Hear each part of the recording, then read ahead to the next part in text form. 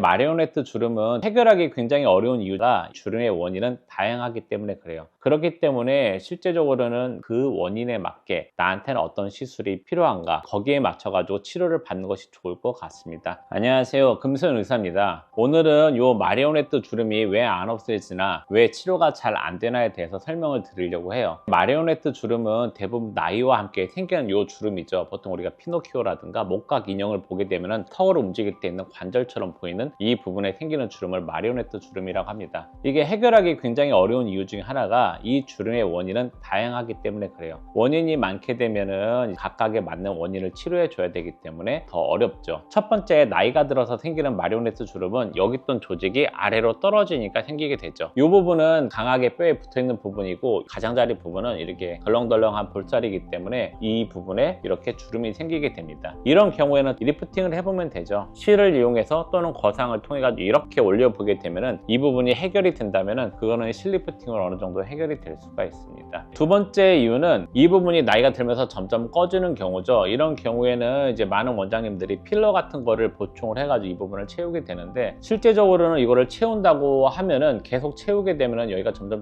두꺼워지고 넓어지기 때문에 좋은 방법은 아닌 것 같습니다. 먼저 다른 원인을 해결한 다음에 부족한 약간 디테일한 부분만 살짝 넣는 것이 도움이 될 것 같고요. 실제적으로 이게 계속 꺼지는 경우에는 주요 원인이 아니라 아마 2차적인 걸 가능성이 더 커요. 세 번째는 굉장히 중요한 원인인데, 이쪽 지방과 이쪽 지방 조직 자체가 완전 다릅니다. 이쪽에는 이제 섬유질이 굉장히 빡빡한 조직이고 이쪽은 지방이 많은 소프트한 조직입니다. 두 개의 조직이 다르기 때문에 단단한 부분과 폭신폭신한 부분 사이에 경계가 생기게 되죠. 이런 경우는 굉장히 치료하기가 어려운데 이 단차를 줄여주는 방법이 많지가 않죠. 저희 병원 같은 경우는 이렇게 단차가 많이 있는 부분에는 잼버실이라는 걸 넣어줍니다. 여기서부터 여기까지 이 지방과 지방 덩어리를 서로 연결해주게 되면은 이 실들이 녹으면서 콜라겐으로 변하게 되거든요. 단단한 콜라겐 철근 같은 거를 딱 여러 개를 연결하게 되면은 경계가 많이 지지 않고 서로 부드럽게 연결될 수 있는 것이죠. 이런 경우 굉장히 좋은 효과를 볼 수가 있습니다. 그 다음 원인으로는 이 부분에